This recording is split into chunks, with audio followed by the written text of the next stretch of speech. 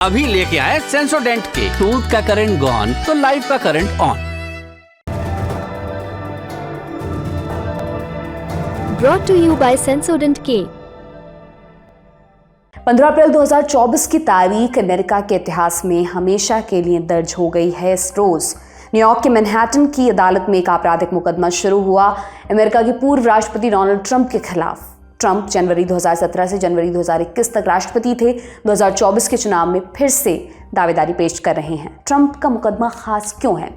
ये अमेरिका के इतिहास में किसी मौजूदा या पूर्व राष्ट्रपति के खिलाफ शुरू हुआ पहला क्रिमिनल ट्रायल है। क्या आरोप है ट्रंप पर? ऐसे तो उनके ऊपर 4 क्रिमिनल केसेस है, मगर मैनहट्टन वाला केस थोड़ा अलग है। ये बिजनेस रिकॉर्ड्स में फर्जीवाड़े से जुड़ा है। ट्रंप पर आरोप है कि उन्होंने 2016 के राष्ट्रपति चुनाव से पहले कुछ लोगों की चुप्पी के बदले करोड़ों की रकम खर्च की। इसका फायदा उन्हें राष्ट्रपति चुनाव में हुआ और उन्होंने उन पैसों को गलत खाते में दर्ज करा है। सबसे बड़ा आरोप स्टॉर्मी डैनियल्स से जुड़ा है। डैनियल्स पॉर्न फिल्मों की सुपरस्टार रही हैं। उनका दावा है कि डोनाल्ड ट्रंप ने 2006 में उनके साथ शारीरिक संबंध बनाए। फिर 2016 के चुनाव से पहले ट्रंप ने उनको चुप रहने के लिए कहा। बदले में $1,30,000, आज के हिसाब से लगभग 1 करोड़ 8 लाख रुपयों का भुगतान किया। इस लेन देन के लिए हश मनी टर्म का इस्तेमाल होता है। न्यूयॉर्क में हश मनी अवैध नहीं है, मगर ट्रंप की कंपनी ने बिजनेस रिकॉर्ड्स में इसको लीगल खर्च के तौर पर दिखाया, जबकि ऐसा कुछ था ही नहीं। ट्रंप पर फ्रॉड के कुल 34 चार्जेस लगाए गए हैं। ट्रंप ने क्या कहा है? वो कहते हैं सभी आरोप झूठे हैं, मेरे और डैनियल्स के बीच कभी कुछ नहीं हुआ। ट्रंप का पक्ष कमजोर क्यों है?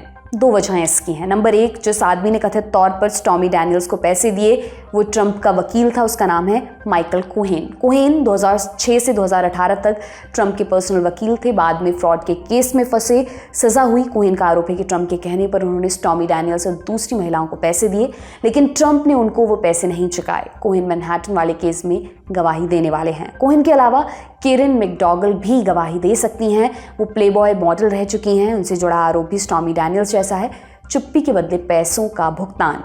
नंबर 2, चूंकि हश मनी का भुगतान अवैध नहीं है, इसलिए स्टेट प्रोसिक्यूटर्स ने इसको राष्ट्रपति चुनाव से जोड़ा है। उन्होंने आरोप लगाया कि ट्रंप की हरकत से 2016 का राष्ट्रपति चुनाव प्रभावित हुआ। ये इलेक्शन कैंपेन से जुड़े कानूनों के खिलाफ है। ट्रंप को क्या सजा हो सकती है? दोषी पाए जाने पर अधिकतम 4 बरस की जेल या जुर्माना, या फिर दोनों हो सकते हैं। जानकारों का कहना है कि जुर्माने की उम्मीद ज्यादा है। हालांकि न्यूयॉर्क ब्लू स्टेट माना जाता है। ब्लू स्टेट माने डेमोक्रेटिक पार्टी का गढ़, इसलिए वहां ट्रंप को ज्यादा से ज्यादा नुकसान पहुंचाने की कोशिश होगी। अभी जान लेते हैं कि ट्रायल के पहले दिन क्या हुआ। 15 अप्रैल को जूरी का चुनाव शुरू हुआ। जूरी में ऐसे 12 लोगों को रखा जाएगा जो निष्पक्ष होंगे और किसी के प्रभाव में आए बिना अपनी राय रख सकेंगे। इसके लिए 500 से ज़्यादा लोगों ने आवेदन किया है। पहले दिन 96 लोगों का टेस्ट हुआ। उनसे कई तरह के सवाल पूछे गए, मगर फाइनल 12 की लिस्ट नहीं बन सकी है। कहा जा रहा है जूरी सिलेक्शन में 1 हफ्ता भी लग सकता है। उसके बाद ही जिरह की प्रक्रिया शुरू हो पाएगी। अंतिम फैसला आने में अभी कई महीने लग सकते हैं। ये भी हो सकता है कि राष्ट्रपति चुनाव तक ट्रंप अदालत के चक्कर ही काटते रह जाएं। हमने इस मसले को और विस्तार से समझने के लिए एक्सपर्ट से बात की। उनसे पूछा डोनाल्ड ट्रंप के खिलाफ शुरू हुआ ट्रायल कितना बड़ा है और क्या इससे ट्रंप का सपोर्ट बेस घट सकता है। अमेरिकन लीगल सिस्टम बहुत कॉम्प्लिकेटेड है और एक अमेरिकन सिटीजन को प्रेसिडेंट बनने के लिए जो जो क्वालिफिकेशन उनके कॉन्स्टिट्यूशन में लिखा गया है, उसमें कहीं भी नहीं लिखा गया कि अगर एक क्रिमिनल केस चल रहा है या सिविल केस चल रहा है या हार गए हैं या जेल गए हैं तो वो प्रेसिडेंशियल उम्मीदवार का भविष्य क्या होगा, कहीं भी नहीं लिखा। तो अभी लीगल केस इतना कॉम्प्लिकेटेड है अमेरिका में। अगर कोई डिसीजन भी हुआ तो अल्टीमेटली अमेरिकन सुप्रीम कोर्ट जो डिसीजन लेगा उसका मान्य रखेगा। अभी तो ये भी खबर में आया है कि जनवरी 6 में जो इंसरेक्शन हुआ था, 300 करीब 300 से ज्यादा लोग प्रोसिक्यूशन हो चुका है। कुछ लोग जेल में हैं और कुछ लोग जेल से छूट गए हैं, क्योंकि अभी कोर्ट में ये कहा गया है कि जिस लॉ को लागू करके उनको जेल भेजा गया था वो सही नहीं था और सुप्रीम कोर्ट भी उसका हियरिंग कर रहा है। सुप्रीम कोर्ट अगर उसको सुनवाई करने के बाद ये जजमेंट दे दे कि सही में जो कानून को लेके उन्होंने प्रोसिक्यूशन किया है वो सही कानून नहीं है, तो डोनाल्ड ट्रंप के खिलाफ भी कोई चार्जेस है जो कि अपने आप उसको विथड्रॉ करना पड़ेगा। और सुप्रीम कोर्ट में और जो केस अभी शुरू होने जा रहा है वो सबसे इम्पोर्टेंट केस वही है कि डोनाल्ड ट्रंप को प्रेसिडेंट जब थे जो भी कार्रवाई उन्होंने किया है उनके पास अभी इम्यूनिटी है या नहीं। मतलब जब प्रेसिडेंट कोई था और कुछ एक्टिविटी किए, चाहे वो डिफामेशन केस हो, चाहे वो क्रिमिनल केस हो, तो उनको इम्यूनिटी मिलना चाहिए कि नहीं चाहिए, क्योंकि अभी वो प्रेसिडेंट नहीं है। तो सुप्रीम कोर्ट में मेजोरिटी ऑफ द जजेस वो ट्रम्प के साथ हैं। तो किस टाइप का जजमेंट देंगे वो लीगल लैंग्वेज को पढ़ के वो कहना मुश्किल है। मगर जिस तरह से अमेरिका में एक राजनीतिक सिचुएशन है, लग रहा है कि डोनाल्ड ट्रम्प एक के बाद एक केस में छूटे जा रहे हैं। और अमेरिकन लॉ के हिसाब से वो क्रिमिनल केस में कन्विक्ट होने के बावजूद वो इलेक्शन लड़ सकते हैं।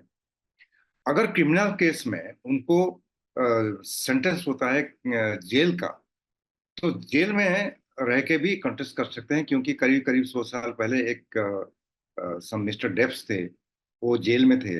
वो कंटेस्ट किया था क्योंकि कानून वहां साइलेंट है। मगर प्रश्न ये होता है कि जेल में अगर डोनाल्ड ट्रंप होंगे, सपोज हाइपोथेटिकल, और वो इलेक्शन जीत गए, तो फिर वो क्या अमेरिकन प्रेसिडेंसी का जो कार्रवाई है वो जेल से करेंगे? या ये भी प्रश्न है कि अगर वो जीत गए और अमेरिकन प्रेसिडेंट बन गए, वो खुद खुद को माफ कर सकते हैं क्या? पार्डन कर सकते हैं कि नहीं? अमेरिका की डोमेस्टिक पॉलिटिक्स में तो ट्रंप का ट्रायल चर्चा में, फॉरेन पॉलिसी के मोर्चे पर इजराइल ईरान संघर्ष ने बाइडेन सरकार को परेशान कर रखा है। अगर वे ईरान पर हमले में शामिल हुए तो आर्थिक और राजनीतिक संकट पैदा होगा, नहीं शामिल हुए तो उन्हें कमजोर राष्ट्रपति के तौर पर पेश किया जाएगा। क्या बाइडेन इस दुविधा से निकल पाएंगे? और मिडिल ईस्ट का फैक्टर अमेरिका की पॉलिटिक्स में कितना महत्व रखता है? कि इलेक्शन टाइम में जब उन्होंने इजराइल को जबरदस्त सपोर्ट कर रहे हैं, शुरू शुरू में जब हमास ने हमला किया था, इजराइल के साथ सिंपथी दुनिया के कोने कोने से आया।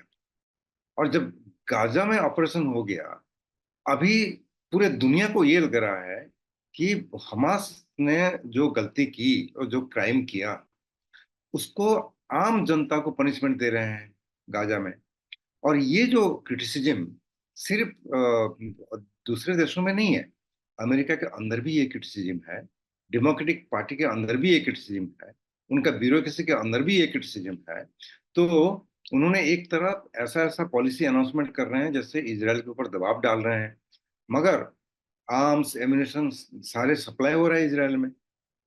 जब अभी इस सिलसिले में ईरान ने एक रिटेलिएटरी एक्शन लिया और ईरान के कॉन्सुलेट में जिस तरह से अटैक हुआ, उनके 2 जनरल, काफी सारे लोग मर गए, उस उसको रिटेलिएट करने के लिए ईरान ने जिस तरह से हमला किया, 300 से ज्यादा मिसाइल छोड़ दिया।